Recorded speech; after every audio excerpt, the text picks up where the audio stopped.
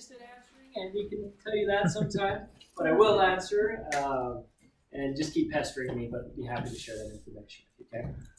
ABLLS, we're not going to be spending as much time on the ABLLS because it's so similar to the BBMAP. But we are going to talk about it to be able to get kind of the core concepts and the core differences between the BBMAP and the ABLLS. Can you go to the next slide there, good sir? Okay, I do like the ABLLS. It's probably one of the ones I run the most. Again, I like the BBMAP better, but the ABLLS goes up to 7 years, which is a huge advantage. Just 3 more years that I can use as assessment. So for the bang for buck, it gives you a little bit longer life. Now, I know you're not as concerned about reevaluating. There may be a point, though, in the future of Idaho where you do. And so maybe just something to think about. Who knows what laws and policies are all going to change. I mean, look how much has just changed in the last 2 to 3 years. And it's only going to get better. I promise you that. It's only going to get better. And just remember, you're still way ahead of Wyoming and Montana, so keep plugging forward with all the hard work you guys are doing. Okay, so ABLLS stands for Assessment of Basic Language and Learning Skills. So you can tell it evaluates the same thing as the BBMAP. We're evaluating language, we're evaluating how they're learning. I like the ABLLS. Like I said, I've used it a lot. The original ABLLS, not the ABLLS-R, R stands for Revised, was developed by Mark Sumberg and James Partington together. They broke up, and now Partington does, or Dr. Partington, I don't know him on a personal basis, I've talked to him once. Dr. Partington went forward with the ABLLS-R, the ABLLS Revised. Okay, next slide. Again, this is online and also analog. Sorry, it's the 7 years again. Developmental age. Yep. So if you have a 10-year-old who's at a 7-year-old level that you were able to decipher through the Vineland, you can use the ABLLS for that. But again, it gives you 3 more years. I wish BBMAP would come up with a longer age range. It would be so awesome. I wish they'd go up like 10 to 12. Maybe I'll develop it and become super rich and famous. Okay, so again, what we're looking at, just like the BBMAP, is language, the acquisition of language, and whether it may be impacting other learning. Because again, language is part of everything that we do in this society. And so learning comes a lot through language. Not just talking, but so many other aspects of verbal behavior. It's again based upon Skinner's functional verbal behavior. We're looking at the functions of behavior, not just the topography. Here's the kicker. There's literally 500 questions on this thing. Literally 500 questions on those things. It's long, and when you have a high-functioning kid, it takes a couple of hours, I'll be honest with you, if you're doing it through the interview format. And I warn the parents, I'm like, I'm about to ask you over 500 questions, so get comfy, get your Diet Coke, let's get at this. Okay? But it is pretty lengthy. There's 25 different core areas that we're going to look at, and we'll go over each one. And the nice thing about the ABLLS is the areas build off of each other. That's one of the core differences between the BBMAP and the ABLLS. I'll show you the progression of it. Next slide. Okay, so here's the 25 domains. I tried to make the font bigger, but I couldn't fit them all on the screen. This is the biggest font that I can go with, so I apologize it's small. I'm not going to read all of them, just because there's 25 of them, and you can see them all. But what I do want to show you, so the first one's cooperation, reinforcer effectiveness. In other words, what that's measuring is, can you motivate this child? We've all worked with that kid that you have to teach how to motivate. You have to teach how to want something, how to work for something. Well, cooperation reinforcer effectiveness measures that. So going back kind of to your daughter, you can measure her right there and kind of see where's the breakdown in these things. Can we work for things? Are things motivating? What is motivating to this child? Can we sit and attend? It's the core aspect to learning. So I really focus my first part of my interventions on cooperation reinforcer effectiveness. The next one is visual performance. Okay? So in other words, looking at a field size of 3 colors and selecting the right color. I had this really cool video, side note. You'll notice, if you haven't already, I get onto weird tangents off on the side. my mind starts thinking about something else and I just start spouting it off. But this behaviorist started working with chickens on discrimination, and they could discriminate colors in the field size of 3 through clicker training. It was fantastic. Like just your normal hen, they put 3 colors in front of them and say the word blue, and they would pick blue.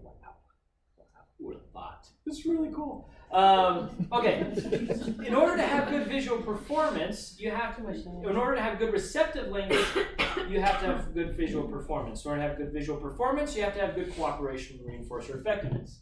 You kind of see how these are progressing upon each other. In order to have good motor imitation, you have to have good receptive language. In order to have good vocal imitation, you have to have good motor imitation, receptive language, etc., etc.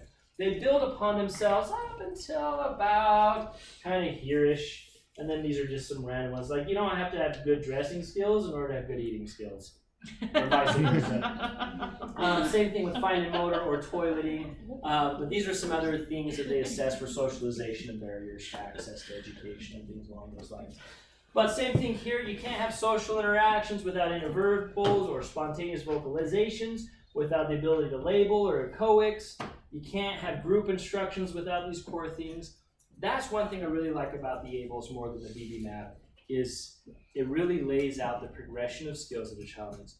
So again, if you're stuck, if you don't know how to program, here's a crux. This is a flat-out curriculum with 500 goals for you that build upon. You want to know what to do next? Well, you just look at the next question on the BB-MAP, and it built upon the previous one. Okay, next slide. I think I show. Okay, so it's easy to score than the BB-MAP because there's just one thing. And you're just clicking 0, half, or 1 if you're online, or you're circling one of those things, and then you're entering it into the computer to do it score it for you.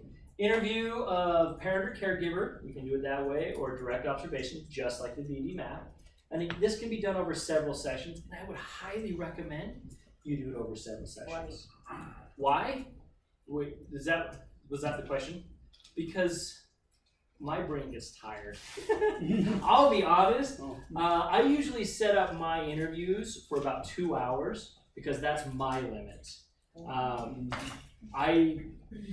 My brain just starts frying. I get tired. I get bored. It's just hard for me to stay really focused interviewing someone for 2 hours. So that's just me. I always tell the clinicians, if you can go longer and the parents can go longer, go for it. I just know my limits, and my brain's going off on a bajillion tangents during those 2 hours, and I'm focusing on staying on one topic that I just get kind of burnt out after 2 hours. You can stop this section. Okay, so this last bullet point's a little controversial for the ABLLS. Partington would not like this to happen. In the manual, it says answer every question. This is me, Joe, who put this bullet point on there, and I'm going to let you guys decide how you want to do that. I just hated asking 15 questions when it's no. Like, I saw the energy and the life drain out of the parents when they're just having, like, can your child do this? Can your child do this? Can your child do this? No. Like, it was demoralizing. So I followed what the BB-MAP did, and I just stopped at 3. Again, Dr. Partington says answer every question. Balance that how you want to.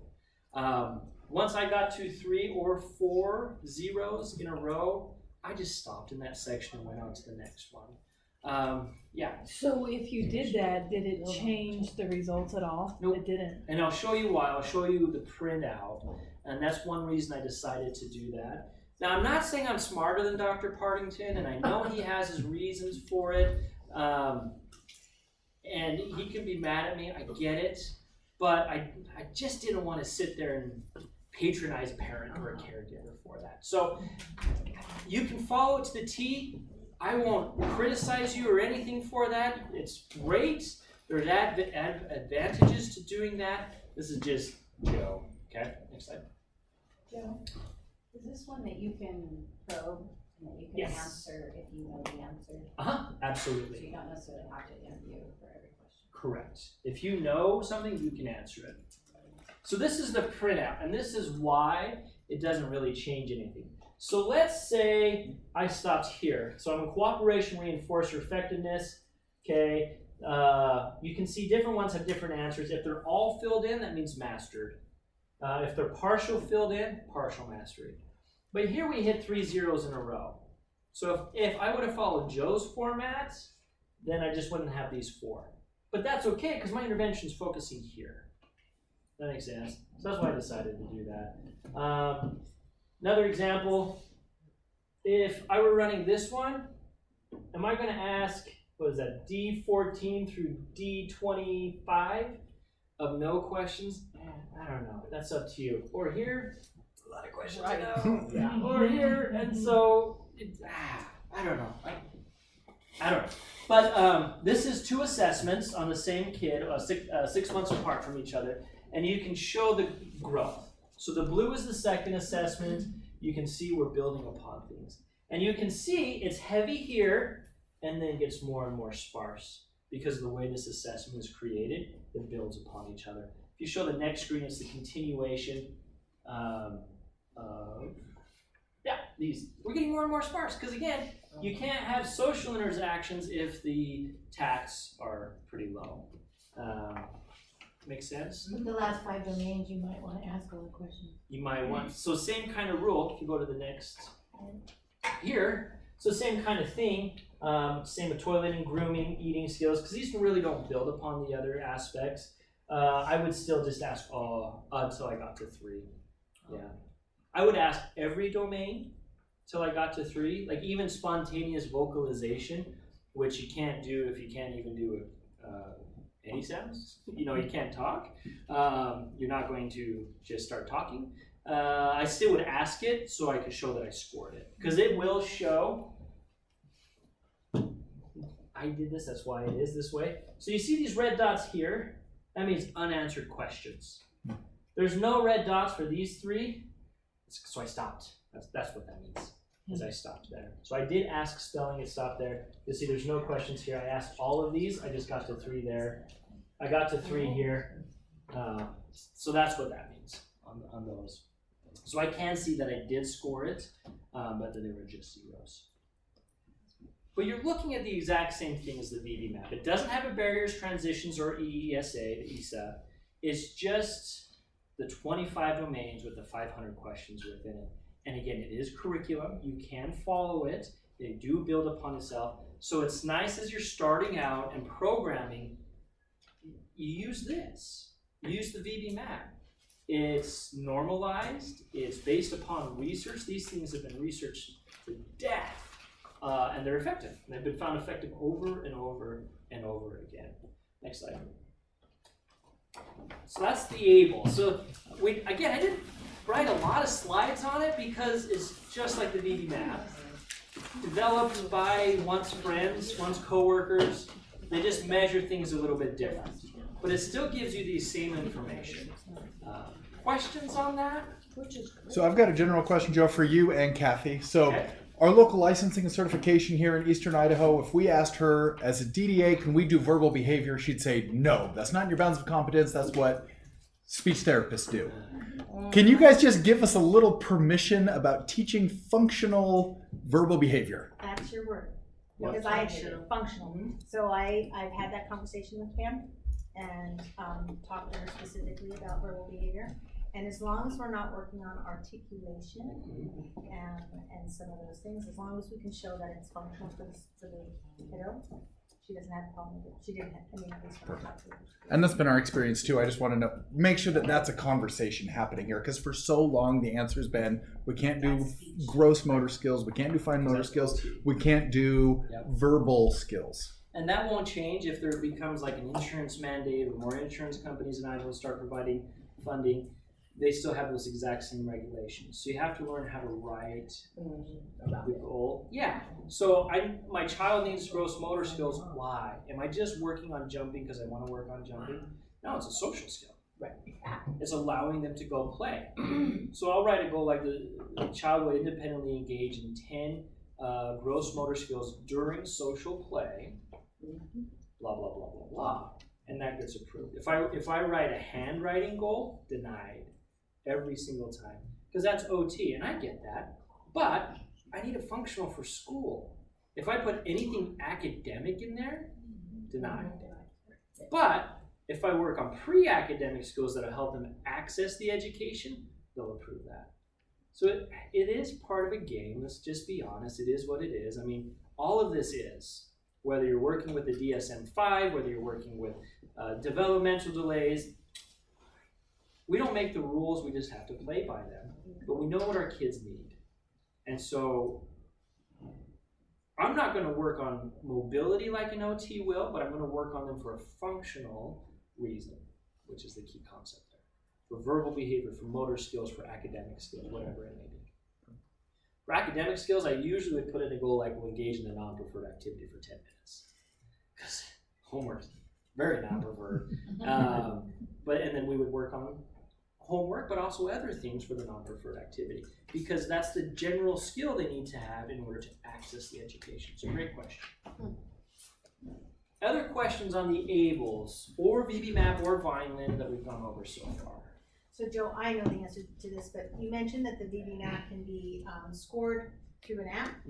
How about the ABLLS? Okay, thank you. I forgot to bring that up. The ABLLS, yes, as well. In fact, it's so much easier if you use web ABLLS. It's created by Partington and his, I was going to say Chromix, that sounds really bad, but his company.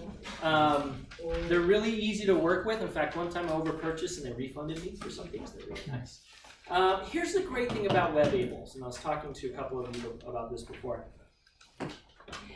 If you want an idiot-proof, can I use your phrase? Yeah. Assessment, web ABLLS is almost that.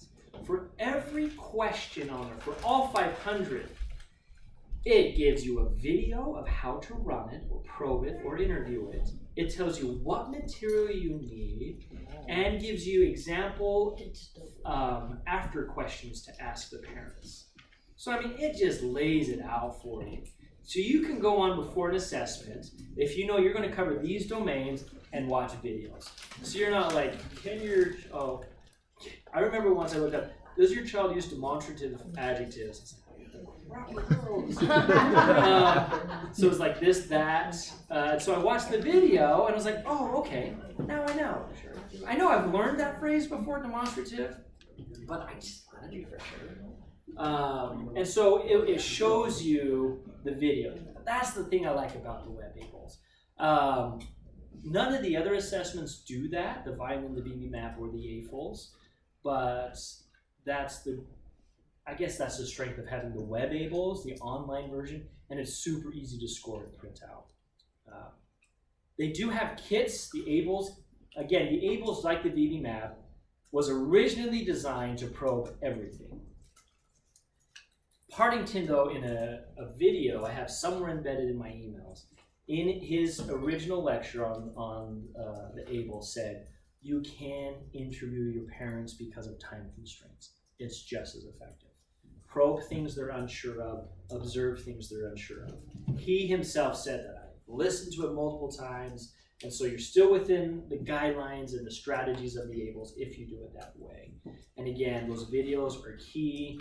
You can order the whole kit, but it's a few $100. It's super nice, but you probably have most of the stuff around that you would need for it, or the parents have observed it. Okay. Other questions?